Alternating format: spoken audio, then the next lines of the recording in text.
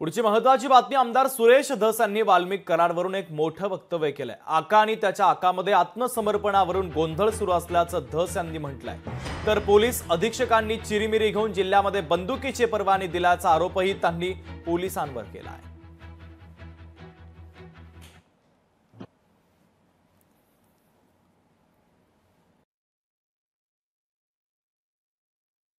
कोणी उठतोय, कोणी परवाने काढतोय, लग्नात गेलं की वर करून दाखवतोय, कोणी लक्ष्मी पूजनाला ठॉय करतोय, कोणी चौकात उभा राहायला ठॉय करतोय, कोणी धाब्यावर बसतात पण ठॉय करतोय।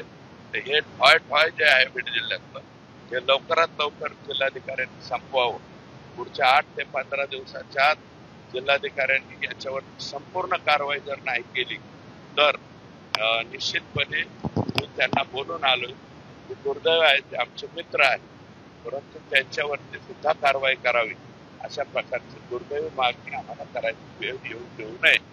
बकरे की माँ कब तक दुआ मागेगी, दुआ फार दिवस चालत नसते, दुआ अर्ध्या तास सुटणार आहे। मला असं वाटतं आका आणि त्यांचे आका यांच्यामध्ये द्वंद्व चालल्यावर दिसतंय। अगर भावा का नाही, भावा का नाही, भावा असं काहीतरी चाललंय। लोकशाही मराठी ऐका, पहा, जागरूक रहा।